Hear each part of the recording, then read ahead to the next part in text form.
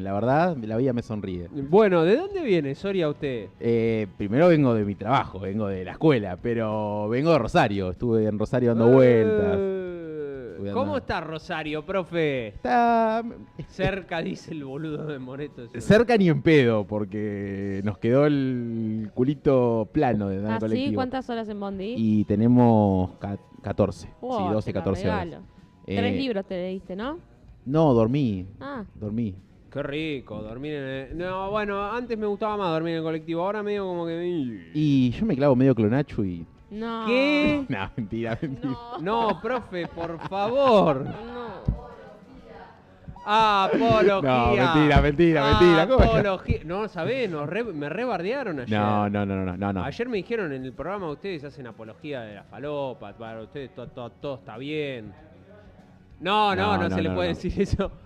Pero No. Tremendo. No, por suerte dormí, no duermo el día, o sea, no es que no duermo la noche anterior, sino que no duermo siesta, no descanso, y tipo Bien. 1:30, 2 me clavé hasta las...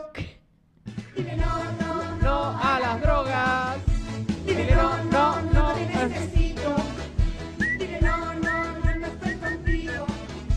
No, porque la discusión fue así. A mí me tiraron de apólogo. Y yo dije que, al igual que las personas que dejan de fumar, como mi amigo Trelini, que antes fumaba Camel de 20 box, y ahora me prendo un pucho y me dice, cabezón, que olor a pucho, cabezón, en tu casa que olor a pucho. No hay nada peor que el que dejó de fumar. El que dejó de fumar es como se vuelve anti de la noche a la mañana. Entonces, para mí, no hay nada peor que el que tuvo algún... No, uy, fuertísimo lo que voy a decir. No, por No, eso es que no no. nos Listo, vamos a hablar de historia. No, no es No que lo no hay nada digas. peor. Me hace mal que se pongan tan anti. O sea, nada más. Listo, lo dije. Seba Siracusa dice, Lali le copió el video a un tema de Pink. Algo habíamos dicho. Todo está hecho ya, Seba Siracusa. Ale dice, a mí no me gustó la canción. No sé si está bueno o no que responda, pero la canción no es que te va a pegar. Dice Rezagada, el profesor ya prometió segunda parte hace un mes.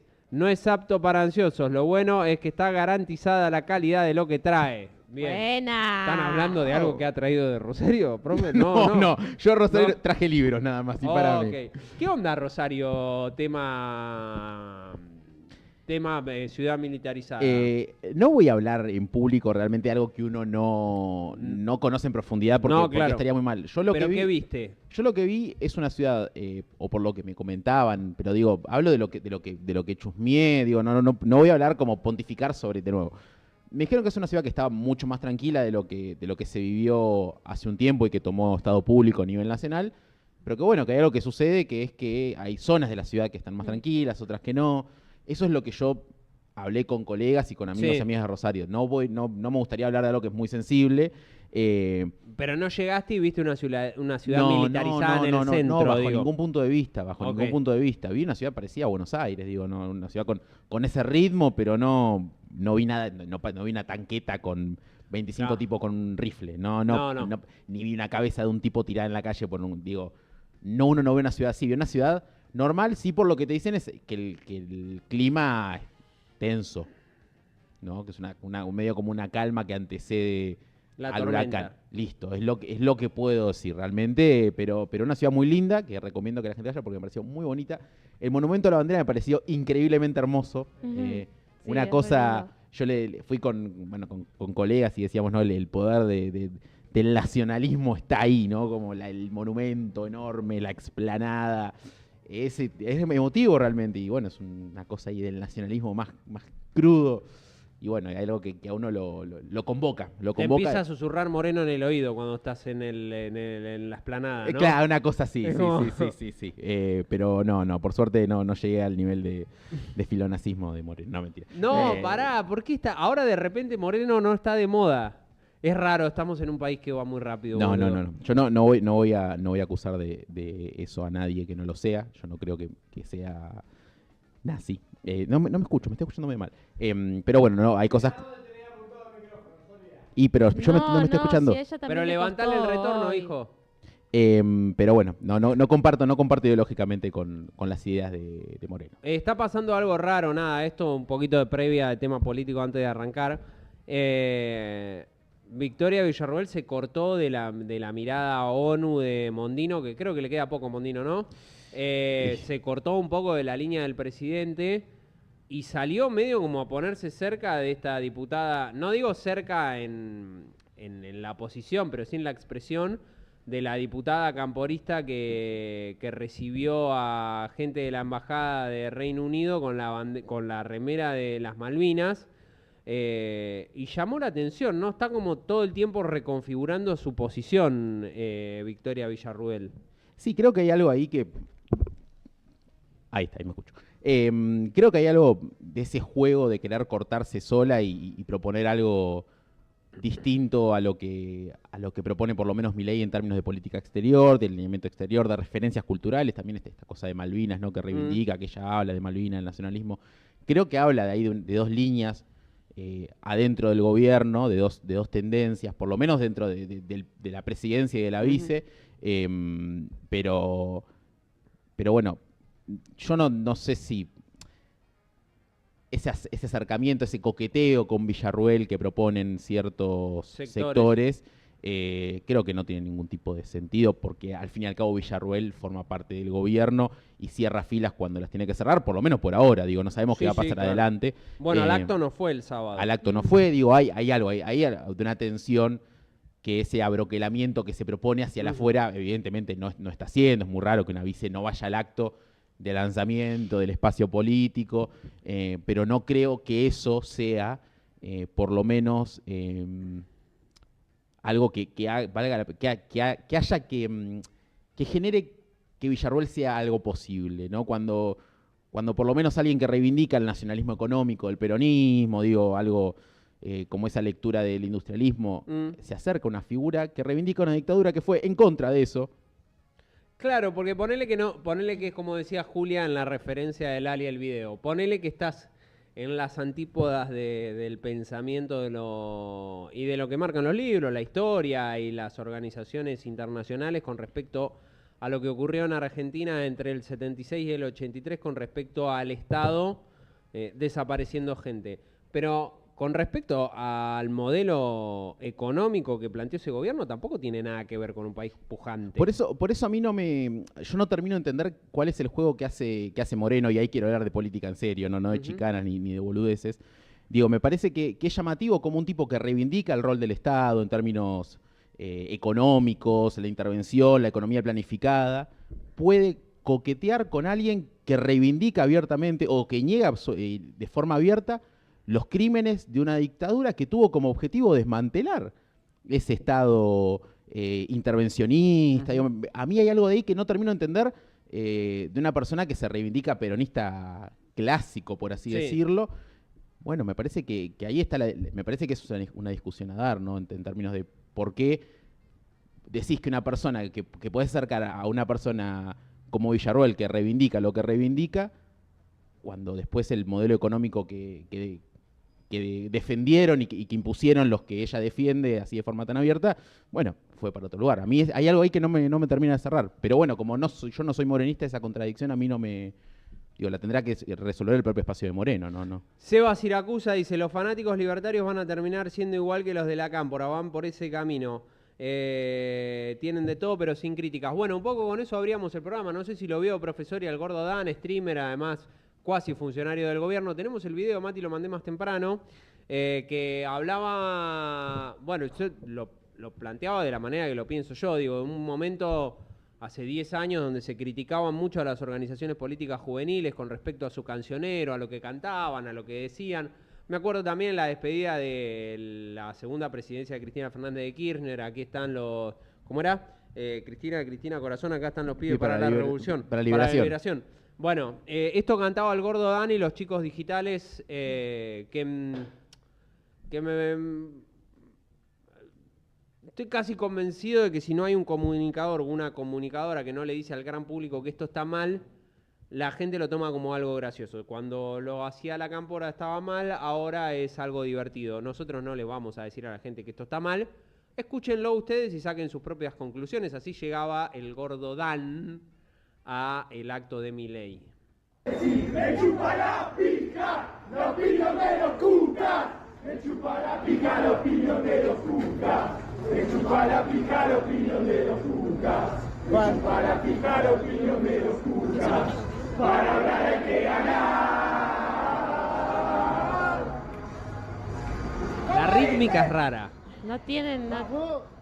No, pero... Ganado las elecciones, abrazo. Me chupa la pija. La opinión de los cucas es exactamente lo que voté. La rítmica es rara, qué sé yo. Yo leía que es una canción hecha con inteligencia artificial, digo, porque es la cortina de carajo del programa que tiene el gordo Dan en el stream. Ah, sí, Es como que cantan la canción que sale en el stream. En el stream. Igualmente es muy malo, digo. Pero bueno, a mí me sorprende cómo, bueno, de repente cuando entras al barro de la política tenés que empezar a acercarte a formas de movilización y de planteos políticos. Que son de la política. Que son de la política. Digo, a mí me llamaba mucho la atención, ¿no? Cuando aparece yo veía un video que aparecía un tipo como ordenando una columna con las banderas de la Libertad Avanza. Sí, los bondis que llegaron de los municipios... no tiene tantos municipios la Libertad Avanza, pero digo, de municipios amigos por pactos políticos. Digo, no deja de ser política tradicional, no deja de ser casta en definitiva. Yo no sé si lo pondría en términos de casta o no, porque me parece que de última es entender que bueno, que la política es esto también. Yo no sé si lo entendería en términos de casta. No, lo que pasa es que cuando vos le pones la connotación negativa a algo... Eso sí. Después te tenés que hacer cargo. Para mí tampoco es casta. Para mí la movilización... qué sé yo, la movilización es movilización. Es prácticamente incoherente plantear que un montón de gente se va a mover caminando desde tal lugar a tal otro. Después uno tiene herramientas.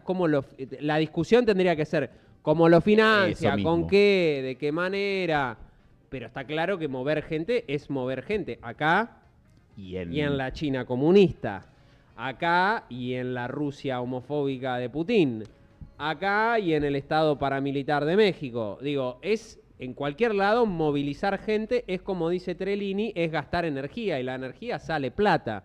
Entonces alguien la pone. Bienvenidos a la política. Claro, yo no le voy a cuestionar a Milei el cómo o el cuándo o a Karina o qué manera, pero fue, como todo en este gobierno, es todo muy veloz y todo cambia muy rápido. Por eso me llama la atención no estar viendo en el mainstream de los medios los epítetos y adjetivos característicos que se le suelen poner a Jacobiti cuando hace un acto en la UBA o a otro espacio político del peronismo cuando hace un acto y hay gente de gremios, ¿no? La vara no es la misma, evidentemente, para medir una movilización. Digo, unos van por el chori y por la coca y otros van porque están enojados con la política, entonces lo van a ver a Milei. Digo, me sorprende, digo, como si la gente que fuera a un acto de otro espacio político, cualquiera que fuera, no fuera porque comparte valores o visiones del mundo. Digo, porque si no, la vara tiene que ser la misma para todas. Ahí yo comparto. Por eso digo, bienvenidos a la política. Y en buena hora digo que bienvenidos a la política y a tener que movilizar y tener que convencer.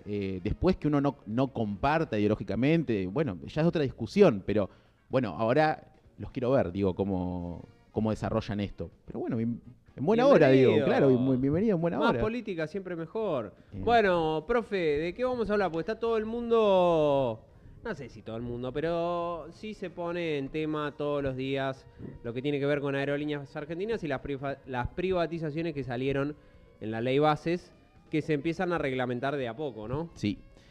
Y un poco de eso vamos a hablar, ¿no? Porque en realidad hoy, la columna de hoy comienza con una carta.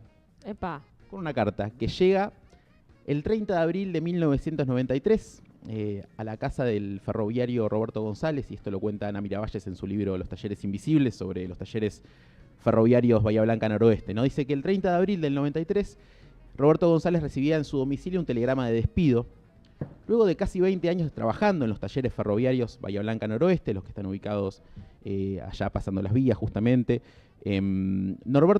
González y una enorme cantidad de trabajadores, alrededor de 600, eran despedidos de sus puestos laborales en el marco de la privatización de Ferrocarriles Argentinos, empresa a la cual pertenecían los talleres Bahía Blanca Noroeste.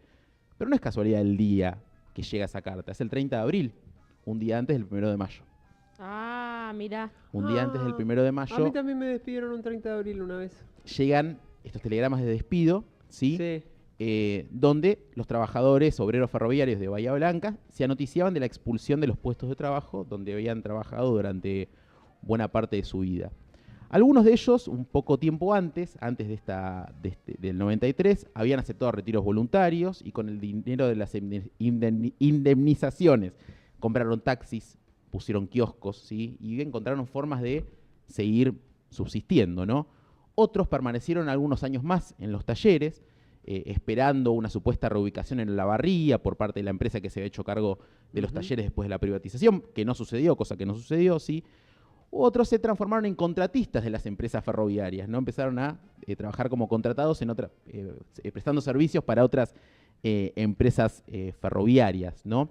Pero traía esta situación, este señor comenta en el libro, dice, fue el día más triste de mi vida, uno de los días más tristes de mi vida, ¿no? Porque es imposible pensar estas historias sin pensar en ese proceso de privatización que se dio en el país durante la década de 1990, ¿no? Y cómo esta ciudad está atravesada por ese proceso de privatización. Hoy uno encuentra un enorme parque donde funcionaron durante más de 100 años un espacio de trabajo enorme y de fundamental importancia para la economía exportadora, ¿sí? Porque todos los trenes, ¿sí?, que iban al puerto de Ingeniero White a exportar granos pasaban, ¿sí?, eran reparados en los talleres Bahía Blanca Noroeste y en los otros talleres ferroviarios que también sufrieron obviamente los embates privatizadores, ¿no? Entonces la pregunta es cómo llegamos a que hoy haya un parque, ¿sí?, que hoy vemos que los vecinos están activando, distintos grupos activan para darle vida a ese parque que en un momento funcionó como un espacio de trabajo y hoy hay ruinas, ¿sí?, las ruinas de lo que queda del galpón de montaje, ¿no? Entonces, ¿por qué la ciudad pasa de tener un enorme predio de galpones a un cúmulo de ruinas y restos de un pasado distinto? ¿De qué forma se relaciona el telegrama que recibieron estos obreros con Martínez de Oz, con la caída del muro de Berlín o con las políticas de Domingo Cavallo, ¿no? Y en realidad para pensar esto hay que volver un poco más atrás en el tiempo. Nos tenemos que ir hacia la década de los 70. Uno podría pensar en el Rodrigazo, ¿no?, como un momento previo, pero sin lugar a dudas, la dictadura, las políticas económicas de la última dictadura, buscaron desmantelar, ¿sí?, comenzar a desmantelar ese estado de bienestar que había ordenado la vida del país, más o menos de la década de 1940, así a partir del peronismo, pero que se mantiene hasta con el peronismo proscripto, ¿no?, en un contexto muy particular, ¿sí? ¿Puedo hacer un paréntesis ahí, profe, de algo que mucha gente grande me lo ha dicho y creo que al estar odiados con el mundo en el que viven en la actualidad también les cuesta ir a ese lugar y pensarlo? Con los milicos vivíamos mejor. Me da la sensación que hacen más referencia a ese estado de los 70, donde había conflictividad, obviamente en la calle sindical, en el mundo laboral, etcétera, donde claramente a nivel latinoamericano estaba la amenaza de los grupos armados, terroristas, etcétera, pero que era el estado normado del 45 en adelante. O sea, o del 40 en adelante, digo, que había puesto la manzana con la manzana, la pera con la pera, la naranja con la naranja, y del 70 en adelante, con algunos tipos de dictaduras blandas y con una dictadura fuerte, hizo sorete todo, pero no llegan a racionalizarlo de esa manera. Lo que se produce en realidad en los 70, ¿sí?, en Argentina, sobre todo en la dictadura, es un enorme embate disciplinador, ¿sí?, sobre la clase trabajadora, en términos materiales, digo, de limpiar gente, básicamente, limpiar delegados sindicales, ¿sí?, el nexo entre las organizaciones estudiantiles y las organizaciones de trabajadores, y una forma de disciplinar a la clase no solamente en términos físicos, de matar, ¿sí?, personas, trabajadores que participaban en sindicatos, sino también en términos económicos, ¿no? Una enorme devaluación que se produce después de la dictadura, digo. Es una situación que busca quitarle el poder, ¿sí?, a las organizaciones obreras en los espacios de trabajo, ¿sí? Lo que comentan, ¿sí?, lo que se comenta es que lo que se buscaba en realidad era que los espacios de trabajo, y esto por algo las empresas participan en la dictadura también, era volver a poseer el control que ellos consideraban perdido. Digo, en Argentina nunca estuvimos a punto de que se produjera una revolución de tipo comunista. No, claro. No existió pero nunca. Eso quedó. Pero eso quedó, de esa idea quedó, de que Argentina estaba al borde del comunismo. No estaba al borde del comunismo. Más cerca, si querés en términos prácticos, podríamos decir que más cerca tuvo Chile. Bueno, Chile tuvo un gobierno socialista electo por eso digo. En Argentina no sucedió eso. Nunca sucedió. Lo que imperó en Argentina entre el 46 y el 76 o la década, hasta la década de los 90 es un modelo de integración basado en un estado de bienestar. ¿Sí? Que acá algunos autores hablan del Estado Nacional Popular, pero que uno lo podría hacer dialogar con las experiencias del estado de bienestar de Europa, ¿sí? De Europa a Estados Unidos. ¿Sí? Un modelo de integración basado en las... Sí, Estados Unidos, una lógica que nunca se aplica, pero Estados Unidos. Un estado de ese estilo que tiene como objetivo, paradójicamente, frenar la avanzada del comunismo. ¿Qué? El estado de bienestar se construye con el objetivo de repartir un poco más la torta, ¿sí? Para evitar el descontento de los sectores trabajadores luego de la Segunda Guerra Mundial, para evitar que suceda algo como lo que pasó después de la Primera, ¿no? Por eso... Nos quedamos sin trabajadores y dejamos de producir, dijo Estados Unidos. A ver, para eso, en la Segunda Guerra Mundial mandaron a la mina a laburar a la fábrica. Bueno, y acá y algo que es interesante porque, por ejemplo, Perón, antes de asumir, habla con los empresarios y le dicen, chicos, repartan un poco, porque si no reparten un poquitito, les van a sacar todo. Bueno, y los comunistas, digo, si no venimos nosotros, van a venir los comunistas. Que si esa amenaza era verdadera o no es otra discusión. Totalmente. Pero digo, hay algo que sucede en todo Occidente. Lo que viene a hacer la dictadura es a comenzar a destruir eso. Alfonsín, con su política medio tambaleante, no puede, ¿sí?, detener ese proceso que se está dando a nivel mundial. Digo, este es el momento de Thatcher, de Reagan, de la caída del muro de Berlín, el momento del fin de la historia, ¿sí? Y así llega Carlos Menem, en el 89, al poder, por elecciones anticipadas, sí. Porque Argentina en el 89 está en el medio de un enorme trauma, que es el de la hiperinflación, ¿sí? Un enorme trauma que es el de la hiperinflación. Una hiper que disuelve, ¿sí?, que destruye la capacidad adquisitiva de los sectores trabajadores, digo, de los sectores populares, ¿sí? Que sienta un poco ese acuerdo tácito político de que el estado de bienestar el estado este enorme, ineficiente, que genera gastos, hay que destruirlos, ¿sí? Dice Maristela Svampa, también destruye o ayuda a destruir ese imaginario social ascendente, ¿no? De que, bueno, a partir de los beneficios que otorgaba esta política de redistribución del ingreso se podía promover un ascenso social, digo, esta idea de que, bueno, la situación está crítica, hay que hacer una cirugía mayor. Profe, antes de seguir, esa hiper que Moreno se le echa la culpa a Alfonsín, sí, es de la deuda tomada por los milicos. Parte. A ver, sin lugar a dudas, tiene que ver con una crisis de deuda que se da en toda América Latina durante la década de los 80, digo, una enorme situación, una enorme deuda que toma la dictadura, y algo que no menciona Moreno, que es el rol de las empresas, ¿sí?, de los sectores concentrados de la economía, que juegan, que hacen un golpe de mercado. Sin lugar a dudas, digo que hay un juego. Y esto no lo digo yo, lo dice Ezequiel Adamovsky, ¿sí? Lo está diciendo Milei hoy. Apostemos al peso, Caputo le está diciendo a empresas, inviertan, ustedes querían esto, vengan, inviertan. Claro. Es lo único positivo que yo le encuentro hoy en lo discursivo a Milei, más allá de que cierran la puerta y después, por ejemplo, a las empresas de energía, como no le arreglaron con las tarifas, les dicen, bueno, si no me dejas sin luz en el verano, te dejo liquidar ganancias en dólares, pese a que hay cepo. A vos te voy a hacer un pass and go y te voy a dejar.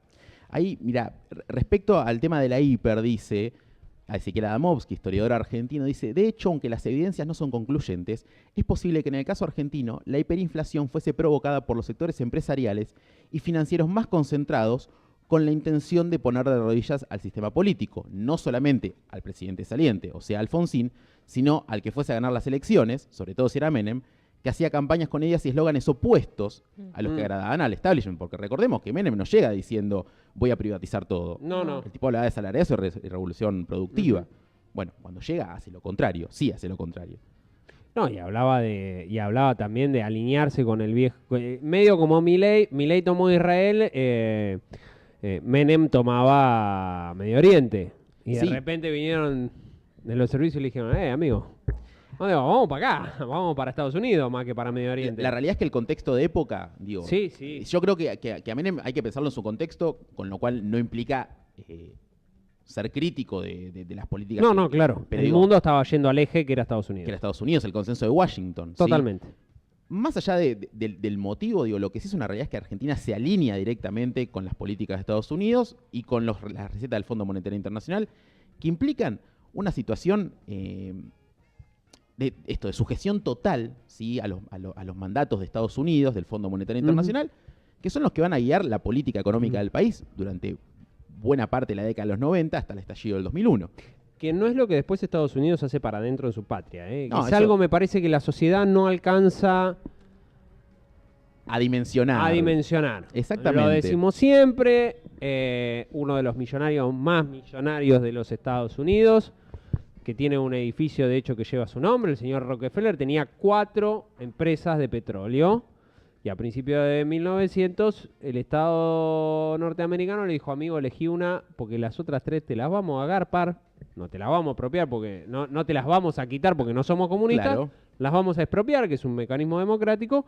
Y vos te vas a quedar con una, la más rentable, y las otras 3 nos vamos a quedar nosotros porque necesitamos que el precio del combustible esté barato porque nosotros tenemos que producir, amiguito. A ver, Estados Unidos tiene esa política de ser proteccionista hacia el interior, pero digo, porque tiene la capacidad económica para hacerlo. En el caso argentino, durante buena parte del siglo XX, ¿sí? Después de la década del 30, pero sobre todo a partir de la década de 1940, que se produce este modelo de sustitución de importaciones, que obviamente nunca va a igualar a la capacidad económica que tiene un país como Estados Unidos, en su momento la Unión Soviética. Digo, no había forma porque el lugar de arranque era muy distinto, digo, en algún punto.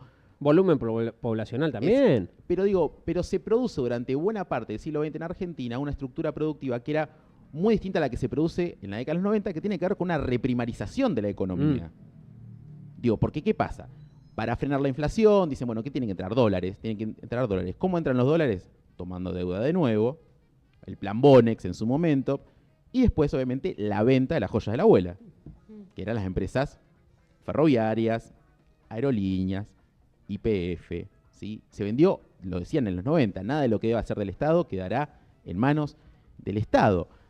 Ahora bien, parece que volvemos siempre a hablar de esta misma cantina, ¿no? Porque uno parece que vuelve siempre sobre lo mismo, y está bien volver sobre lo mismo, porque vuelven a aparecer algunas voces, y en este caso la voz presidencial, que plantea que la única salida a una crisis económica es la absoluta privatización de todo, ¿sí? Lo que el Estado posea en sus manos. La realidad es que las consecuencias de esas privatizaciones fueron drásticas para el país, ¿sí? A ver, digo, citando nuevos historiadores, hablemos con sustento, esto es importante, no es una cuestión de si me parece bien o me parece mal, es una cuestión de dato histórico. Dice, luego de más de una década de neoliberalismo, la Argentina había sufrido una transformación tan profunda que poco quedaba en pie de la sociedad que se había evitado en la década del 60 o del 50 o del 70. Dice, por ejemplo, para que veamos una cuestión de cuáles son las consecuencias de estas políticas, el aumento de la desigualdad. En la ciudad de Buenos Aires, en el conurbano, en el año 1974, el 10% más rico de la población contó con ingresos en promedio 12 veces mayores a los del 10% más pobres. Para 1989, esa brecha era del 23%, y para el 2002, los ricos ganaban entonces en promedio 33 veces más que lo que ganaba el 10% más pobre. Sí, un 33% de diferencia. ¿Hay una cifra actualizada de eso hoy? Está hasta el 2002, digo, tenemos entre el 74 y el 2002, neoliberalismo, no estamos hablando de otra cosa, ¿sí? Entonces, se produce un enorme desequilibrio en el reparto de la riqueza, ¿no? En octubre del 2002, los niveles de pobreza son del 57%. Digo, y ahí no estuvo el Estado bobo interviniendo, al contrario, se desarmó por completo la capacidad reguladora del Estado.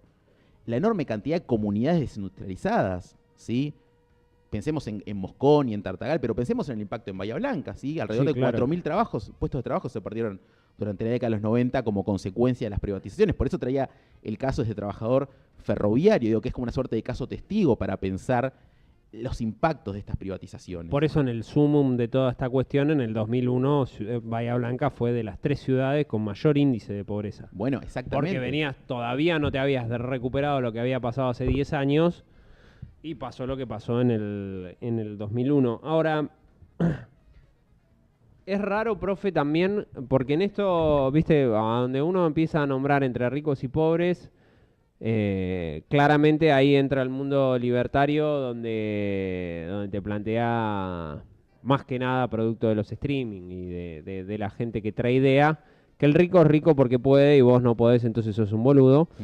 Y me parece que nos cuesta volver a encaminar la discusión a que hay un montón de cuestiones donde el Estado le da condiciones a diferentes sectores para que sea de ese porcentual cada vez más rico, y después hacen como el dueño de Mercado Libre, que van a tributar a Uruguay. Y un dato interesante en la nota que escuchaba el otro día de Agis, que voy a poner a buscarme los números, yo no sabía qué pasaba cuando vos, si por ejemplo desarrollaste en Silicon Valley, como Amazon, como todas, como Facebook, donde tenés un montón de ayuda tributaria para tu despegue empresarial, si vos te vas de Estados Unidos a tributar a otro lado. Ponele, si Mark Zuckerberg mañana decide ir a tributar a Uruguay, yo no sabía qué pasaba.